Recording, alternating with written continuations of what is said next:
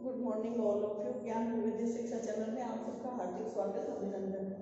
हमारा बीएड के अंदर अधिगम आकलन वाला सब्जेक्ट चल रहा है, जिसके अंदर हमने मापन मूल्यांकन इनसे संबंधित जानकारी ले ली थी, आकलन से संबंधित ले ली। अब आकलन किसका होना है, इससे संबंधित अधिगम के जो स्तर है, सोपान है, उनके बारे में अध्ययन कर रहे हैं। सोपान से संबंधित हमने ले लिया था अधिगम का बोध स्तर। इससे पहले हमने इसका स्मृति स्तर तक किस प्रकार से उसकी कुछ विशेषताएं हैं, कुछ उसमें सुझाव की आवश्यकता है, कुछ कमियों को दूर करना है, कुछ कमियां हैं, इन सबको हमने जाना था।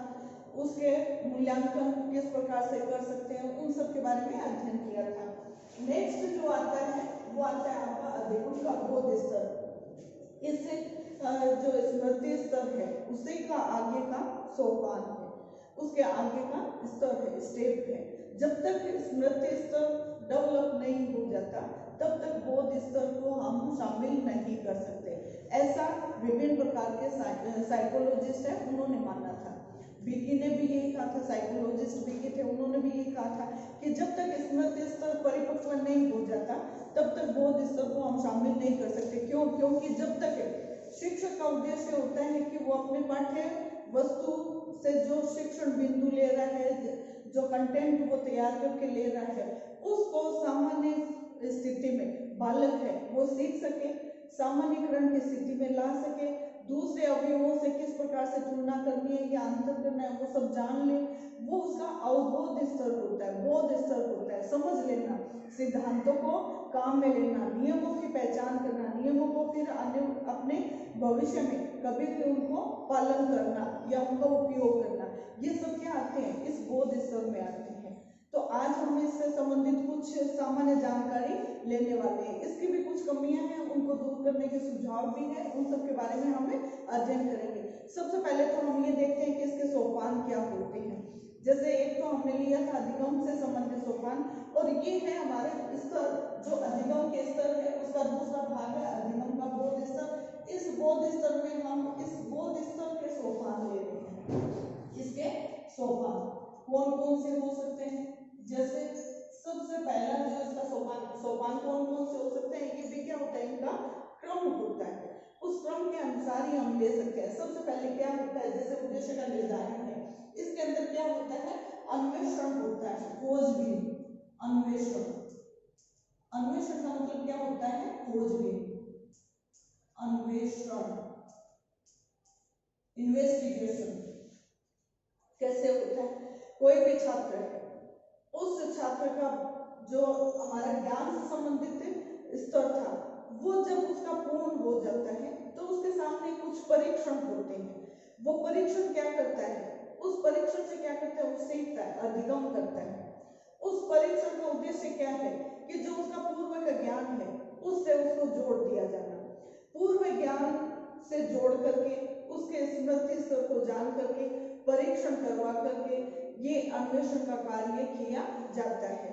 अर्थात वही बात है, जब हम लेसन प्लान करते हैं तो सबसे पहले हम पूर्व ज्ञान को जानते हैं, प्रस्तावना क्वेश्चन करते हैं। तो वो प्रस्तावना क्वेश्चन क्यों हो रहा है, लास्ट वाला क्वेश्चन क्या बता रहा है कि अब हमें इसकी खोजबीन करनी है, तो पूर्व ज्ञान से जोड़ दिया, परीक्षण करना है। वो परीक्षण किससे संबंधित होगा, उस बालक के एक नवीन जो तथ्य है जिसकी जानकारी हम देने जा रहे हैं उससे जुड़ा हुआ है, जो नवीन प्रयोग है उससे जुड़ा हुआ है।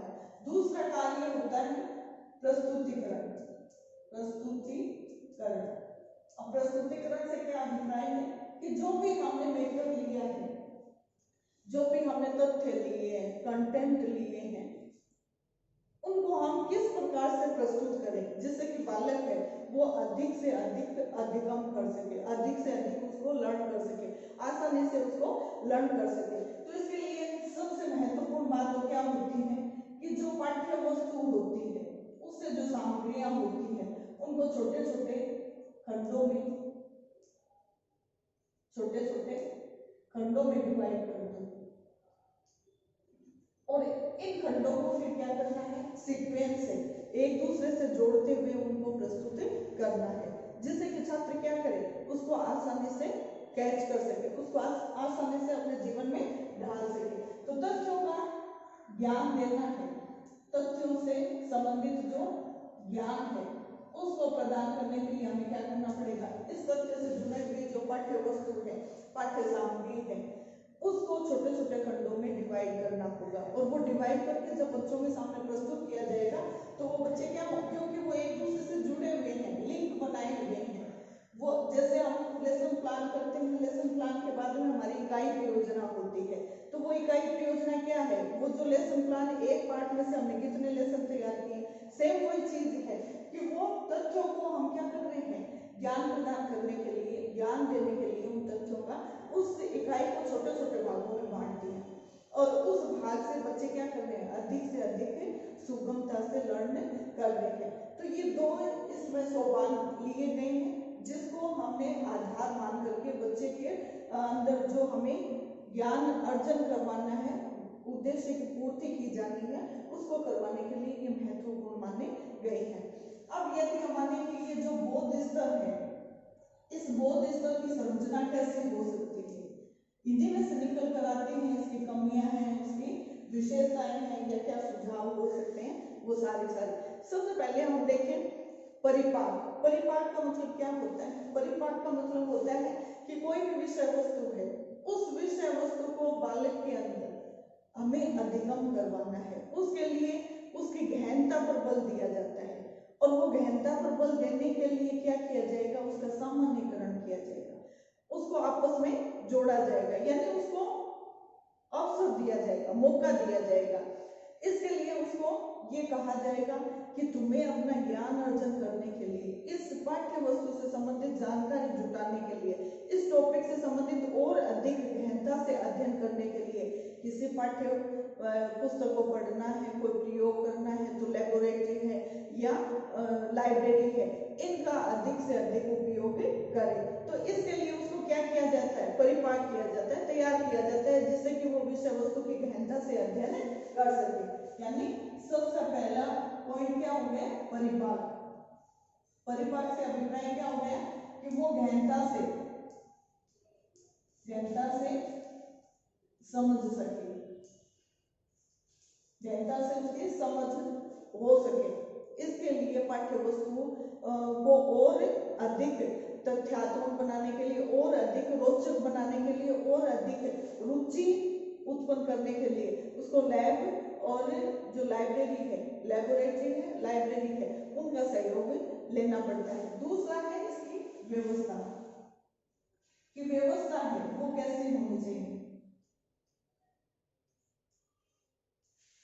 व्यवस्था से क्या होता है कि उसको अरेंज करके देना, किस प्रकार से अरेंज करना, जैसे पुनः प्रस्तुतिकरण। पुनः प्रस्तुतिकरण से अभिप्राय क्या हुआ कि जो पाठ्य सामग्री उस बालक के सामने प्रस्तुत की गई है, उस कक्षा के अंदर प्रस्तुत की गई है, उसको पुनः प्रस्तुत करें, उसको नई परिस्थितियों में जो कंडीशन अलग दे दी है, शायद टॉपिक है उसको थोड़ा सा घुमा दिया गया और ये कहा गया कि तुम्हें अब इसको बोल करके बताना है, या इससे रिलेटेड आपको पढ़ाया हुआ है, इस टॉपिक के ऊपर आपको इसी प्रकार से टिप्पणी करनी है। तो उस स्थिति में क्या हो जाएगा कि वो नवीन जो परिस्थिति होगी, नई परिस्थिति होगी, इस नई परिस्थिति के अंदर वो जो तथ्य होंगे, उन तथ्यों का क्या कर देगा, वो सामान्यीकरण कर लेगा। सामान्यीकरण, बार बार सामान्यीकरण आ रहा है, यानी एसोसिएट कर देना है, उससे जोड़ देना, पूर्व की जो स्थिति है उसके साथ में उसके सामान्यीकृत कर देना। इसके लिए जैसे कोई सिद्धांत बताया गया या कोई नियम बताया गया, तो उस सिद्धांत और नियम का वो प्रयोग किस प्रकार से कर सकता है, जो परिस्थिति उसके सामने है, जो कंडीशन उसको दी गई है, जो तथ्य उसके सामने प्रस्तुत किया गया है, उस तथ्य को वो कौन से सिद्धांत से, कौन से नियम से जोड़ सकता है। कुछ जैसे टिप्पणी के बारे में कहा कि उसको टिप्पणी करनी है, लिखना है, तो वो बिना अपने अध्यापक के मदद के स्वयं अपने शब्दों में लिखने का प्रयास करेगा, तो वो उसका क्या होगा, वो उसका बोध स्तर होगा, यानी अपने माइंड से वो उस कार्य को कर रहा है कि उसने ऐसा सुना था, उससे संबंधित वो क्या रिजल्ट निकाल सकता है, किस निष्कर्ष पर पहुंच सकता है, वो क्या होगी, इसकी व्यवस्था कहलाएगी। तीसरा इसका है उद्देश्य। उद्देश्य से क्या अभिप्राय है, वो ये कि कोई भी कार्य कर रहे हैं उसके पीछे कुछ उद्देश्य होता है। अब उद्देश्य है वो किस प्रकार से हो सकता है, जैसे बोध स्तर की बात कर रहे हैं तो अंतर्दृष्टि सिद्धांत है, यानी सूझबूझ से काम लेना, कि कोई समस्या आ गई, उस समस्या में वो सूझबूझ से कैसे काम ले सकता है। शिक्षार्थी और शिक्षक है, शिक्षक क्या कर रहे हैं शिक्षक क्या कर रहे हैं, शिक्षार्थी को कुछ अधिगम करवा रहे हैं, कुछ नियम बता रहे हैं, उस नियम को वो अंतर्दृष्टि सिद्धांत या सूझबूझ से सामान्यीकरण करने का कार्य करेगा। यानी वो क्या करेगा, अपने बोध स्तर से, अपने बोध से अंतर्दृष्टि या सूझबूझ से नियम को क्या कर लेगा, नियम का सामान्यीकरण कर लेगा, यानी जो नियम है उसको एसोसिएट कर लेगा, उससे वो जो जानकारी प्राप्त करनी है या उससे संबंधित जो निष्कर्ष देना है वो आसानी से बच्चा कर सकता है। आगे जो है इसकी संरचना में वो है ये एक सामाजिक प्रणाली, सामाजिक प्रणाली। उस इससे पहले वाले में तो क्या था, सामाजिक प्रणाली थी नहीं, यानी सिर्फ शिक्षक का कार्य था कि वो बोलता रहेगा, शिक्षार्थी क्या कर रहा था, सुन रहा था। और इसमें क्या है, शिक्षक और शिक्षार्थी, शिक्षक और शिक्षार्थी दोनों ही क्या होते हैं, एक्टिव होते हैं, दोनों ही सक्रिय रहते हैं, तभी जाकर के ये सामाजिक प्रणाली का रूप लिया, तभी जाकर के ये सामान्य जो सामाजिक प्रणाली है या सामाजिक वातावरण है उसको बनाने में सक्षम हुआ है। इसके अंतर्गत जैसे शिक्षक है वो अपनी पाठ्य वस्तु को बच्चों के सामने प्रस्तुत कर रहा है और इसके लिए बीच बीच में क्या कर रहा है, वो बच्चों को मोटिवेट कर रहा है। ये नहीं है कि वो लगा हुआ है और बच्चे उसको ध्यान से सुन रहे, ऐसा नहीं है। शिक्षक क्या करता है, जब उस पाठ्य वस्तु को सामान्यीकरण करने की कोशिश करता है उससे पहले उसको मोटिवेट कर देता है। मोटिवेट करने से क्या हो जाएगा कि वो जो तथ्य है उस तथ्य की जो संबंध है वो कहाँ से था, कहाँ है, और इस प्रकार से उसको प्रेरित होकर के कहाँ तक पहुंचना है, ये सारा कार्य किसमें होता है, शिक्षक शिक्षार्थी के सामाजिक प्रणाली के अंतर्गत ध्यान में रखा जाता है। तो ये भी क्या है, इसका ही एक भाग है। बाद में देखिए इसका मूल्यांकन, तो मूल्यांकन कैसा है, इसके अंदर मूल्यांकन जैसे अभी मैंने कहा था कि वो अपने शब्दों में अभिव्यक्ति कर सकता है, अपने शब्दों के द्वारा वो उसको पुनः प्रस्तुत कर सकता है, प्रयोग के द्वारा सिद्ध कर सकता है या नियमों को उसके साथ में सामंजस्य स्थापित कर सकता है। तो मूल्यांकन क्या हो गया, लिखित भी हो गया और मौखिक भी हो गया, यानी दोनों प्रकार से उसका मूल्यांकन किया जा सकता है। अपने शब्दों में अभिव्यक्ति करवाना है, लिखित में आ गया, प्रयोग के लिए कहा और उससे कहा कि आप बताओ इसमें किस प्रकार से कौन से नियम को हम लागू कर सकते हैं, तो वो मौखिक रूप से अपने अभिव्यक्ति को बताएगा। तो लिखित और मौखिक दोनों ही प्रकार की होगी। इसके अलावा कुछ शिक्षण मशीन होती है, जैसे आप लोगों ने देखा होगा कुछ आकृतियां होती हैं, उन आकृति से संबंधित कि कोई पजल गेम होता है, उस पजल गेम में बच्चों को सेट करना होता है, कौन सी संरचना कहाँ पर सेट होनी है, तो वो क्या होगी, एक शिक्षण मशीन होगी, उसके द्वारा बालक को समझाया जा रहा है, सिखाया जा रहा है। अबेकस होती है गणित को और अधिक सरल और रोचक बनाने के लिए, तो वो एक क्या है, मशीन ही हुई, एक ऐसा उपकरण हुआ, एक ऐसा टीचिंग एड हुआ जिसके आधार पर बच्चा क्या कर रहा है, इजीली उसको सीख रहा है। ऐसे ही यदि हम बात करें अभिक्रमित अनुदेशन की, जो कि अधिगम का बहुत ही अच्छा माना जाता है अधिगम करवाने के लिए। अभिक्रमित जो अनुदेशन होता है उसमें क्या होता है, उनकी क्रमबद्धता बनी रहती है, एक के बाद में दूसरा, दूसरे से तीसरा, तीसरे से चौथा, आपस में ये जुड़े हुए रहते हैं, कई भागों में होता है। जब नेक्स्ट इसके बारे में बात आएगी तब हमें इसके बारे में विस्तार से अध्ययन करेंगे, लेकिन फिलहाल अभी के लिए क्या है कि इस प्रणाली के अंदर लिखित और मौखिक दोनों है। इसके अलावा अगर हम बात करें कोई शिक्षण मशीन की या अभिक्रमित अधिगम से संबंधित कोई प्रयोग की, तो वो दोनों ही कार्य क्या होता है, इसमें मूल्यांकन में सहयोगी प्रदान करता है, सहयोगी रहता है। ठीक है, तो ये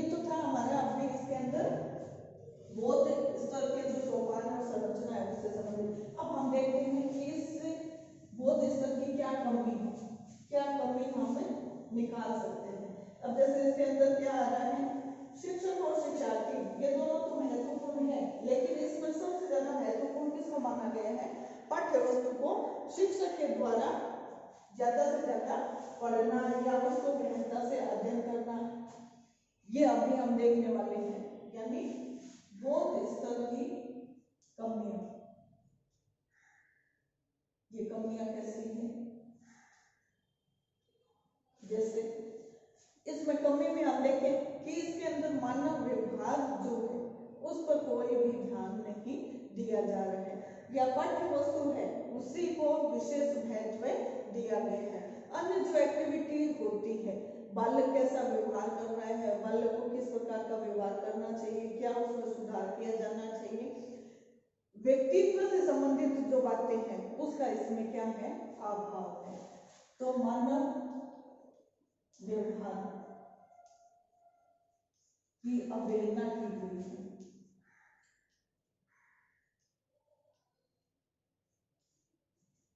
और जोर किस पर दिया गया है, जोर दिया गया है पाठ्य वस्तु।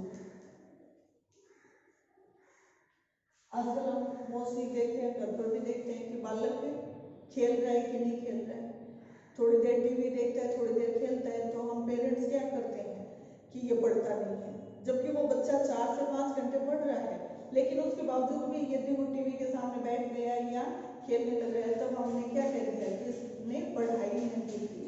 ठीक है, ये एग्जाम्पल किसका हुआ, ये वही है मानव व्यवहार से कि उसको एक्स एक्टिविटी क्या करनी है, किस प्रकार से करनी है, कैसे उसके व्यक्तित्व में निखार आए, कैसे उसको अन्य चीजों का भी नॉलेज हो, इन चीजों को क्या कर देते हैं, इग्नोर कर देते हैं। सिर्फ पढ़ाई और पाठ्य वस्तु को ही महत्वपूर्ण स्थान दिया गया है। दूसरा इसके अंदर हम देखें प्रेरणा, प्रेरणा से संबंधित अभी हमने देखा था मोटिवेट करना, कि शिक्षक के द्वारा उसको मोटिवेशन कैसे दिया जाए। शिक्षक है उसको प्रेरणा देकर के ही उस विषय वस्तु को आगे बढ़ाना है, जिससे कि वो जो कार्य है वो रुचिपूर्ण बन सके। लेकिन यहाँ पर जो मॉरिसन साइकोलॉजिस्ट थे, मॉरिसन, उन्होंने ये कहा कि शिक्षक पढ़ रहा है तन्मयता से, लगन से, काफी मेहनत से वो कार्य कर रहा है, शिक्षार्थी क्या कर रहा है, उसी से प्रेरणा ले रहा है। कहने का मतलब मैंने 2 घंटे पढ़ाई ये वीडियो बनाने के लिए, अब इसमें क्या कह दिया कि शिक्षार्थी इसी से मोटिवेट हो गया। शिक्षार्थी को क्या पता कि मैंने कितनी देर पढ़ाई की, शिक्षार्थी को क्या पता कि मैंने इसमें कितनी मेहनत की, कोई नहीं जानता उसको। तो ऐसी स्थिति में मॉरिसन क्या कर रहे हैं कि मेरा ये जो कार्य है वो शिक्षार्थी के लिए क्या बन रहा है, प्रेरणा बन रहा है, जबकि ऐसा नहीं है। मोटिवेट करना जो है वो शिक्षक के द्वारा ही होना है। शिक्षक के कार्य को देख करके मोटिवेट हो कोई जरूरी नहीं है। ये थोड़ी ना है कि मैं कह दूं मेरे जैसे ही टीचर बनना है। आपके मन में है कि आपको कोई और दूसरे एग्जाम फाइट करने हैं, टीचर नहीं बन करके कुछ और बनना है, तो ऐसी स्थिति में मेरा मोटिवेशन क्या होगा कि सिर्फ आपको टीचिंग लाइन में नहीं जाना, आप RAS बन सकते हैं, IAS बन सकते हैं, IPS में जा सकते हैं, बहुत सारे और भी क्षेत्र हैं जिनके अंदर आप अपने लेवल को ध्यान में रखते हुए उसमें शामिल हो सकते हैं। तो इसका मतलब कि कोई भी फील्ड है उसके अंदर हम जा सकते हैं, इसके लिए मोटिवेट होना जरूरी है। और मैंने ये कार्य किया, इससे मोटिवेशन आपको मिल जाए ऐसा जरूरी नहीं है।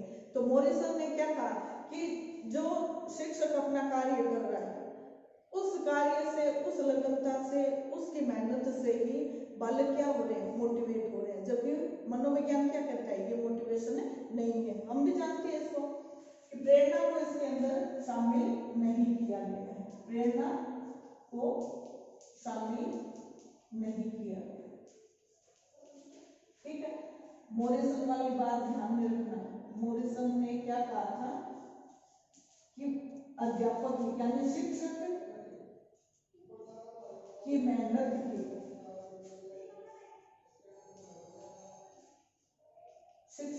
शिक्षार्थी के लिए क्या है,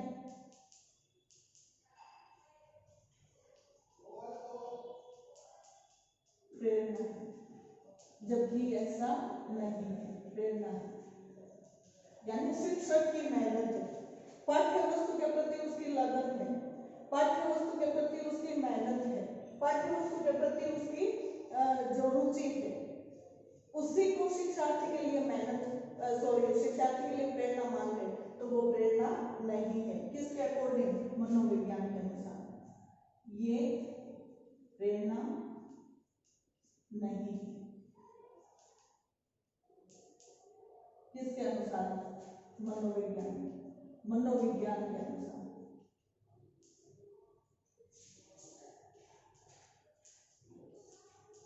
तो मनोविज्ञान के अनुसार प्रेरणा क्या होनी चाहिए? प्रेरणा वो होनी चाहिए जिससे कि बच्चे की रुचि जागृत हो, उसकी योग्यता को ध्यान में रख करके उसकी योग्यता जिस फील्ड में है, जिस क्षेत्र में है, उसको आगे बढ़ाने के लिए उसको मोटिवेट करना। वो क्या होगा? हमारे द्वारा किए जाने वाला मोटिवेशन होगा, जो कि मॉरिसन ने कुछ अलग बात कही थी और साइकोलॉजी के अकॉर्डिंग यही प्रेरणा होती है जिसमें बच्चा रुचि बढ़ा करके उस विषय वस्तु को सीखने का, उस पाठ्य वस्तु को सीखने का प्रयत्न करके और वो उद्देश्य को प्राप्त कर लेता है जिस उद्देश्य से उस पाठ्य वस्तु को निर्मित किया गया था। ठीक है। तीसरा अगर हम देखें इसकी कमी तो वो है इसका ज्ञानात्मक पक्ष। जो ज्ञानात्मक पक्ष है सिर्फ उसी पर यानी रटना और अवबोध में क्या हो रहा है कि पाठ्य वस्तु शिक्षक के द्वारा तैयार की गई है, उसको छोटे छोटे खंडों में टुकड़ों में तोड़ा गया और बालक के सामने प्रस्तुत किया गया। इससे क्या हो रहा है कि उसका जो ज्ञानात्मक विकास है उस पर कुछ प्रतिबंध लग रहा है, उसका ज्ञानात्मक विकास उसमें बाधा आ रहा है। तो ज्ञानात्मक पक्ष से अगर देखें तो उससे इस प्रकार का जो कार्य है कौन सा विकास से जुड़ा हुआ। ज्ञानात्मक पक्ष को देखें, ज्ञानात्मक पक्ष को देखें तो इसका विकास नहीं हो पा रहा। किसका? बालक का। क्यों नहीं? क्योंकि उसको वो क्षण नहीं मिल रहा, उसको वो मोटिवेशन नहीं मिल रहा जिसके कारण वो अपना ज्ञानात्मक विकास कर सके। तो इससे विकास के क्रम की बात करें कि विकास का क्रम या विकास किस प्रकार से होना चाहिए, तो ज्ञानात्मक भी होना चाहिए और क्रियात्मक भी होना चाहिए। तो ज्ञानात्मक व क्रियात्मक दोनों प्रकार के विकास के लिए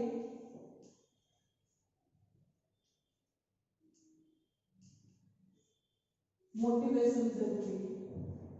मोटिवेशन जिससे क्या होगा? उसके व्यक्तित्व में निखार आएगा। ज्ञानात्मक पक्ष को उसको सामान्यीकरण करके किस प्रकार से अपने अंदर वो परिवर्तन ला सकता है, अधिगम कर सकता है, उद्देश्य की पूर्ति कर सकता है, वो तब भी संभव है जब उसका ज्ञानात्मक और क्रियात्मक विकास से हो सके।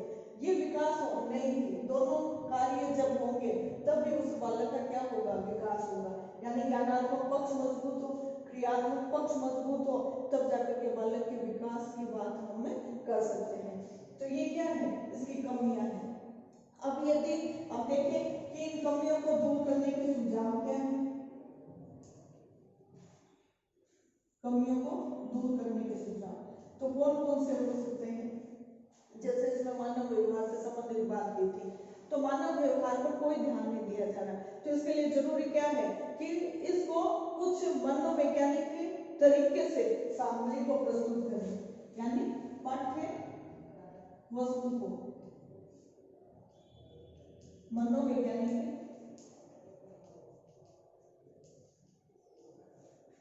तरीके से प्रस्तुत करें, जिससे क्या हो जाएगा? जो मानव व्यवहार है उसमें परिवर्तन को हम आसानी से देख सकते हैं। क्यों? क्योंकि वो जो मनोवैज्ञानिक तरीका होगा उससे क्या होगा?